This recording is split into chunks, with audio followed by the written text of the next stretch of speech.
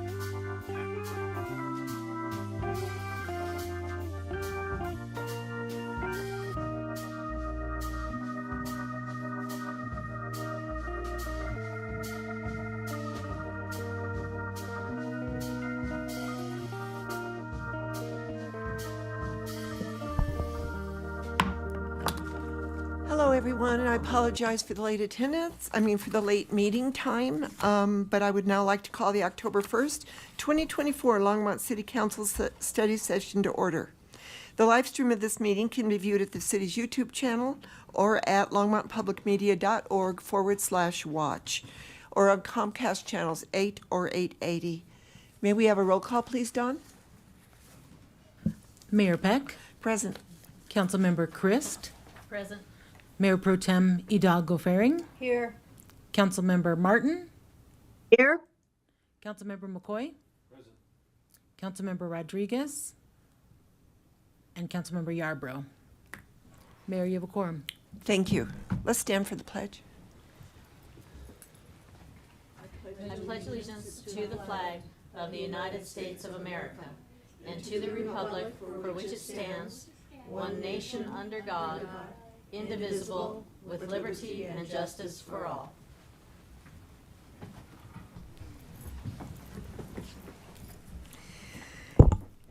Anyone wishing to speak at first call public invited to be heard will need to put his or her name on the list outside the council chambers. Only those on the list will be invited to speak at the first call public invited to be heard.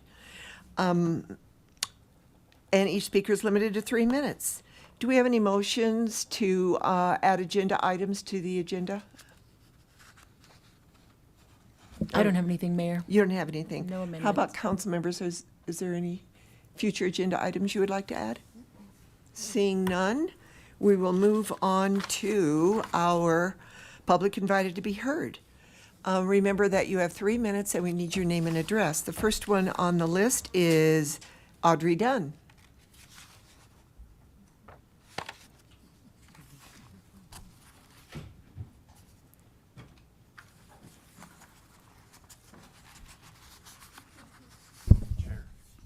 Thanks. Right in my chin. Sorry about that. You're doing fine. Hello, everybody. Thank you for having me tonight. And I want to draw your attention to some issues again with LHA. I know I'm supposed to address the commissioners, but I'm not going to be able to stay that late for that meeting. Because my bus will be picking me up at about 8:39, somewhere in there, take me back home. So tonight I'm having issues with doing my laundry. I have on my cell phone the CSC Go app to do laundry. You put money into that app and then you tap on this machine to bring it up and start washing. I can't do it anymore. I've got money on the app. If I cannot access it and I need to do laundry, I've been doing my laundry by hand out of the bathtub, and that's not easy for me to do. And the reason I need to do it now is because I'm set to have surgery probably next week for cataract surgery. I can't have any issues with that. So I don't know what's going on, whether it's internet. I thought maybe it was my phone because the SIM card on my phone was bad, damaged somehow, some way. So I put in a new SIM card. I still can't access the issue or solve it. Tried to solve it myself, but I'm not that technically literate. There's just a lot of things going on down there. I don't know what's going on. Nobody's been communicating these issues with me at all. So another thing is, this just might be my last attendance at the city council meeting. I'm engaged to be married in December. Oh, congratulations. So I don't know yet. Either this December or next December, because there's some roadblocks in front of us, so we need to kick out of our way. But I did want to come tonight and say thank you to all of you, and I will miss you if I don't show up again after my marriage. But this is really, really bothersome. It just seems like life is getting harder to live for disabled people at the suites. And I've done everything I can to solve the issues for everybody, but I'm not getting any cooperation. And there's many people there now who have wheelchairs. I have one. And I don't know, it breaks my heart that if things seem to be going backwards instead of forwards for those of us who are disabled. And so, thank you again. Thank you very much, Audrey. The next one on the list is Keith Griffith.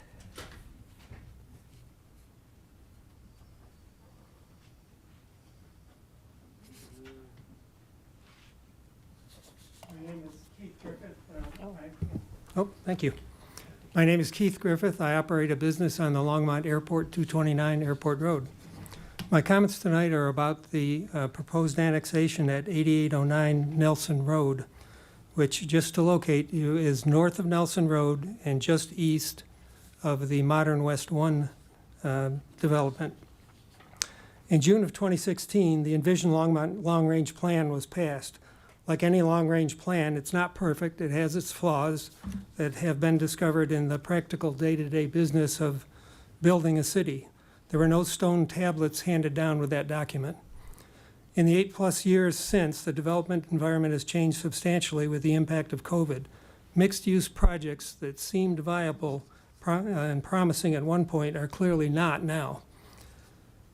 There are parcels along the north edge of Nelson Road that were planned by Envision Longmont to be zoned MUE, that's mixed-use employment.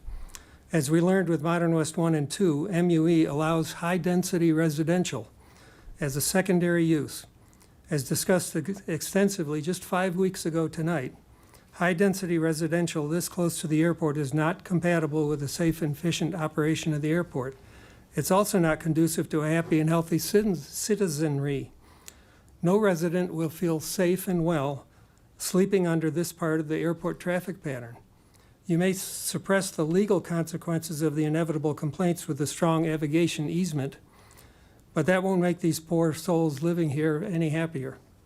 I suggest that you avoid the high-density residential question entirely for this parcel, this new parcel at 8809 Nelson, by not annexing this parcel with the zoning suggested by Envision Longmont, not written in stone. Any other zoning that recognizes the very close proximity to the airport would be fine. You would be saving everyone, both the developer and the airport and the city departments and council, a lot of future cost and trouble by just saying, welcome to Longmont, but this spot cannot support high-density residential in any use, primary or secondary. Please learn from the mistakes that have created such a contentious mess in the Modern West 1 and 2 incidents. Thanks. Thank you, Keith. Al Manley.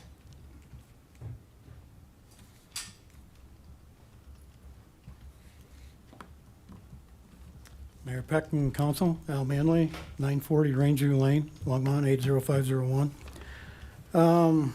I just want to make a suggestion if I could. I see more development planned on Nelson Road in the vicinity of the airport. And to avoid situations like Keith just discussed with Modern West 2, I'd like to suggest that the planning and development code or processes be revised to any new development or zoning change that falls under the airport influence zone, that notification of the leaseholders at the airport be informed of the proposed developments or the zoning changes. Thank you. Thank you, Al. Seeing no one on the list, I'm going to close first call public invited to be heard. And we are going to now move on to our city manager reports. Oh, we do have a special report. This is a proclamation designating October 6th as Electrify Longmont Day. A proclamation designating October 6, 2024 as Electrify Longmont Day in Longmont, Colorado. Whereas petroleum-fueled vehicles, gas appliances, and yard equipment are a contributing factor to air pollution and climate change, threatening the health of our citizens and the sustainability of our planet. And whereas Longmont is a leader in supporting 100% clean, renewable energy for electricity generation, and whereas the transportation sector needs support to move toward adoption of clean energy technology, including plug-in electric vehicles, that reduces our dependence on fossil fuels and supports a healthy environment and economy. And whereas the adoption of electric heat pumps for heating and cooling our homes, electric stoves, and electric yard equipment provide efficient, non-polluting methods to replace pollution from fracking for natural gas. And whereas Longmont is dedicated to being a leader in the use of clean energy, establishing policies and programs that conserve energy and promote sustainability. And whereas September 27th to October 6th, 2024 has been designated as National Drive Electric Week throughout the USA to educate our citizens about the benefits of plug-in electric vehicles and to promote their adoption. Now, therefore, I, Joan Peck, Mayor, by virtue of the authority vested in me and the City Council of the City of Longmont, do hereby proclaim October 6th, 2024 as Electrified Longmont Day in Longmont, and call upon all residents of this great city to join me in supporting the aims and goals of this worthwhile effort. Is there anyone in the audience that would like to address us? I see Karen Dyke. Karen Dyke, 708 Hayden Court. Mayor Peck and council members, thank you so much for this proclamation. Sustainable Resilient Longmont sponsored the first National Drive Electric Week in Longmont in 2019. For the last 2 years, we have not only highlighted the benefits of the EVs, but have also moved to all types of electric appliances in our homes. And this year, we're also going to focus on yard work. This year, we are returning to the Boulder County Fairgrounds for our event.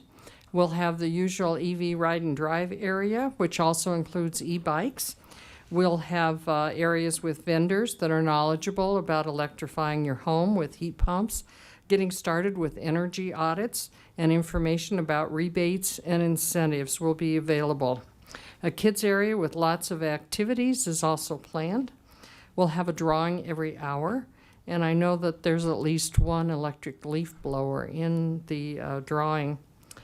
We want to thank all of our supporters who make this event possible, and the weather's predicted to be really good this year. It's going to be 74 and sunny. That's kind of nice. It's a good event. A good event needs food trucks, a kids area, a few vendors handing out information, and some music. So this is going to be a good event. We'll have all of those. We'll hope you'll join us October 6th, 10 a.m. to 2 p.m. at the Boulder County Fairgrounds. Again, thanks so much to the city for this proclamation and for your ongoing support. Thank you. Thank you, Karen. Would you like a picture with this?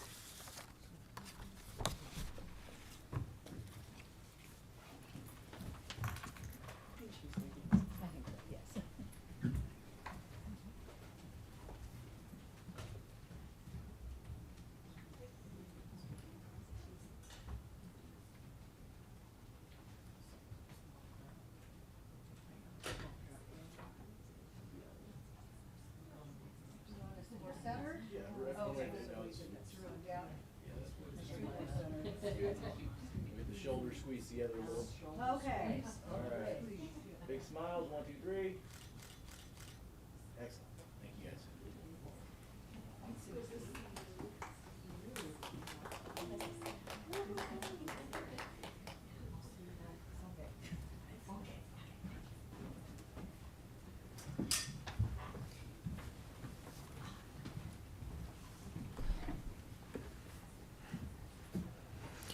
So now we're going on to our study session items. We have the second public hearing on the 2025 budget and final council direction. And I'll invite Teresa Malloy.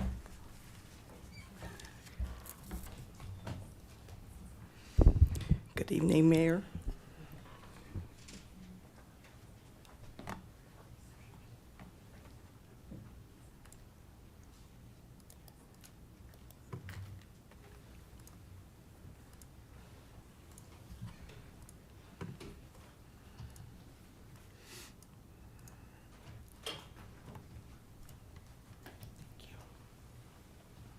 Good evening, Mayor and City Council. Teresa Malloy, Assistant Chief Financial Officer.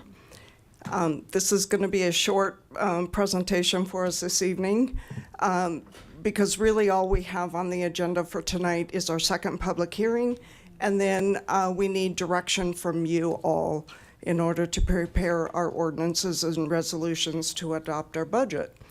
So what you see on your screen is the total 2025 proposed budget.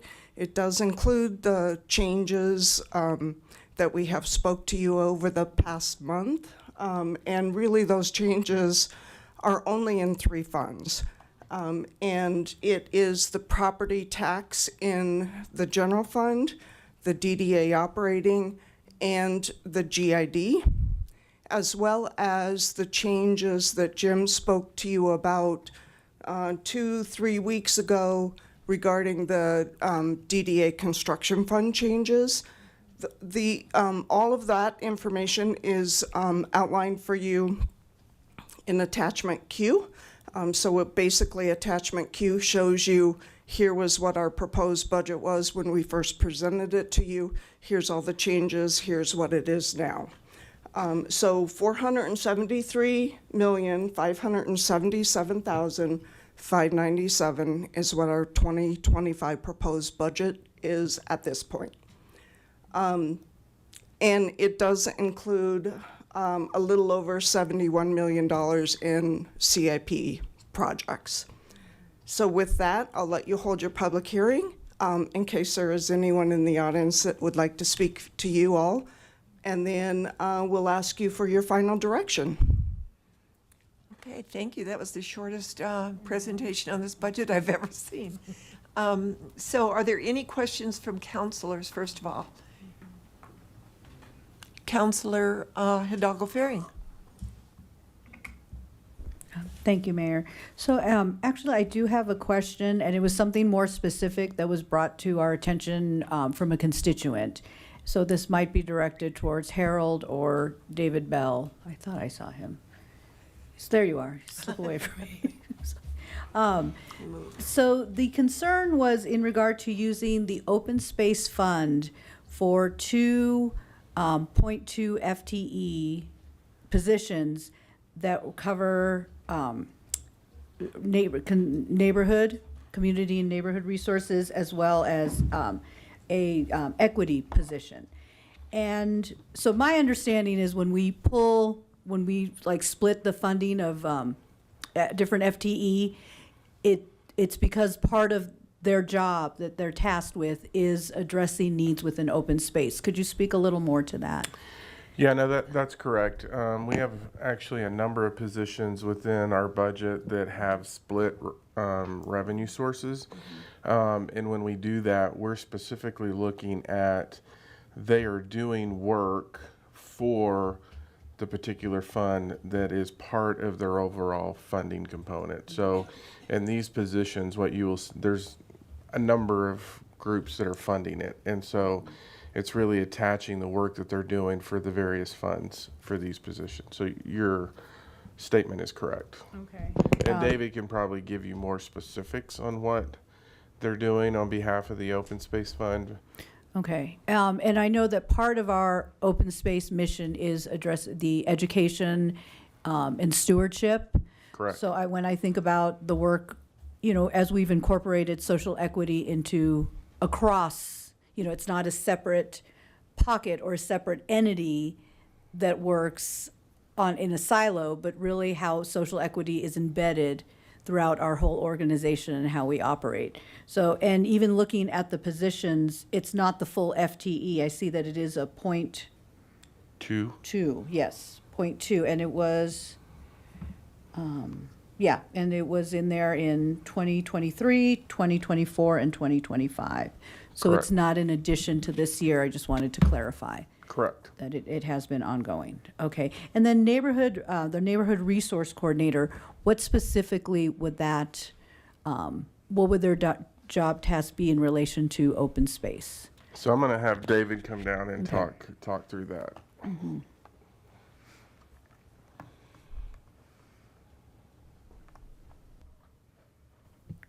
Mayor and Council, David Bell, Director of Parks and Natural Resources. These positions, as Harold mentioned, are ones that we have across the departments as we try to figure out how much time an individual employee is providing services to a group. As you mentioned, as we look at equity, we're definitely tapping into that. With the neighborhood and resource specialist, we use that probably more often in our parks department. We have taken advantage of that in open space. But if you think about things we've talked about from the neighbors and communities, wildfire coming up to the cities, if we want to hold meetings with a community to talk about how open space is managing areas to address fire, those are places we probably could do a better job of using that resource. So I think part of it is a learning piece for us as we recognize we don't have to do it all ourselves anymore. I think also the important piece is it's been there for a while, but we always can go back and reevaluate. And if we're not hitting that or not striking that balance, because again, on any given day, it's not going to be that, but over time, we try to hit that. And we would definitely go back to leadership and say, we don't think that this is appropriate. But at this point, I think we still have opportunities to try to figure out how we can better engage our community using that resource. Okay, and thank you. And actually, as I'm looking at the document again, it's on page 607 of the budget. It's the positions actually are a 0.02 FTE. Is that correct? Because I see a 0.2 for other positions, but in both the neighborhood resource coordinator and social equity coordinator, it shows as a 0.02. I fortunately have Teresa Malloy maybe next to me that can double check that for me because I don't have that memorized. And it's I know 600, I'm sorry, 602. Is that correct? I'm hearing from the back room that is correct. Okay, so it is a very small portion of that FTE. It's a very small portion, and sometimes what you see is as they're doing work, they're adjusting those. I mean, the reality is when you look at these positions, it's probably, at the end of the day, they're probably doing more than the 0.02. Yes. But that's how, when they look at funding these, we bring That's them how together much. to at least connect them into those areas that they're serving. And then sometimes as you see the work change, it could go up. Correct. Okay, very good. Thank you for that clarification. Great, thank you.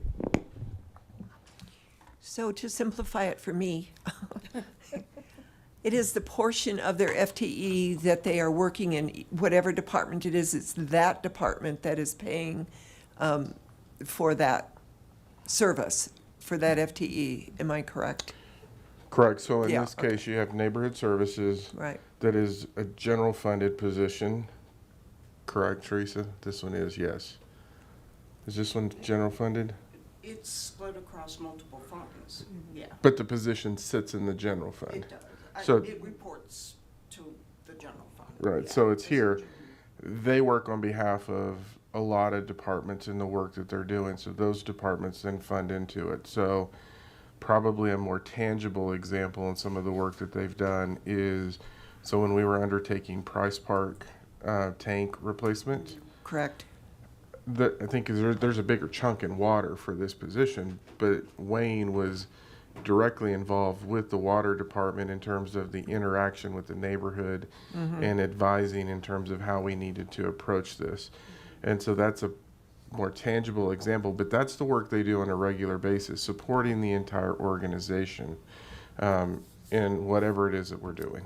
So, and I think that's where the confusion for the residents come from, is that knowing that it comes out of the general fund and knowing that it is someone that has a different title in a different department, and they're going to a different department, there's an assumption that they're not getting paid from the appropriate department in their view. So I think this makes a lot of sense, your explanation, so.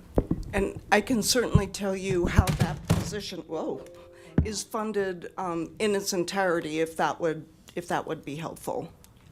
Sure, that would be great. Okay, yeah, you bet. So 65% of that is funded out of the general fund. So 65%, 0.65 FTE covers the entire general fund, all general fund services. 0.08 FTE is in the sanitation fund. 0.07 is in the electric fund. 0.04 in broadband. 0.06 in water. 0.02 in sewer. 0.06 in street. And then the 0.02 in open space. Great. Thank you very much. So are there any other questions from counselors? Seeing none, I am going to open up the public hearing for the second public hearing on the 2025 budget and final council direction. Is there anybody in the public that would like to address the second presentation on the council budget, the staff budget? Seeing no one, I'm going to close the public hearing on the 2025 budget and final council direction. Do you have presentation?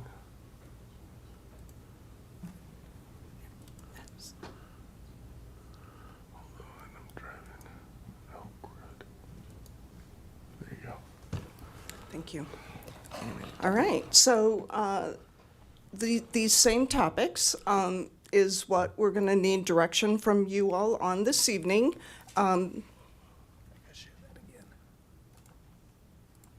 So I need a motion on this, do I not? Or are we going to wait until this presentation? Well, we really don't have a presentation, but we do need direction from you on each one of these. It can be, one broad motion or a motion on each. I would think a motion, one broad motion on this would work, since it's all about the budget. So we did the public hearing, and now we need a motion.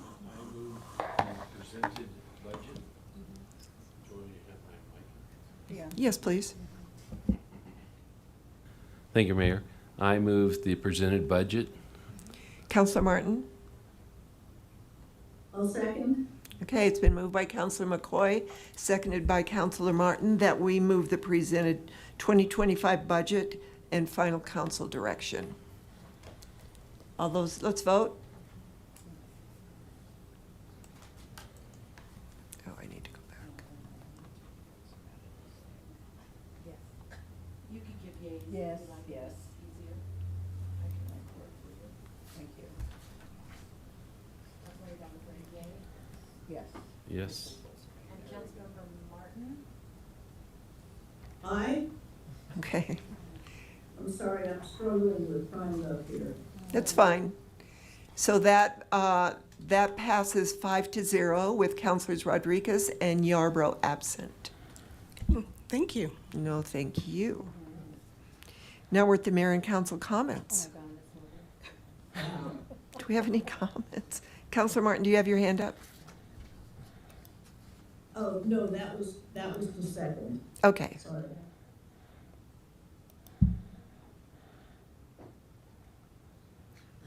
Counselor Christ. I just want to recognize our accounting team for their excellent work on what was a difficult budget. And also to Mr. Golden for leaving us in a good position in reserves. I also just want to mention that going forward, as more money becomes available, I'd like to see more go into the library fund.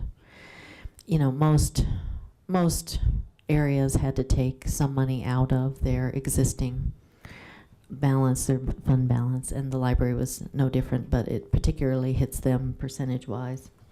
So just going forward as a council, let's keep an eye on that and make sure that the library gets funded. Thank you, Counselor Christ. Anyone else? Okay, seeing no one else, we will move to the city manager remarks.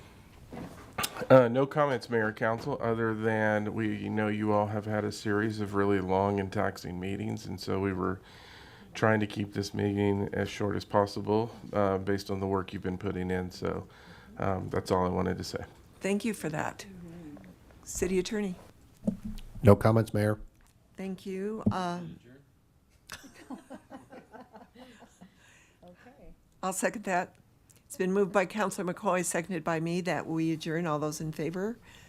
Aye. Aye. We are adjourned. Thank you, everyone.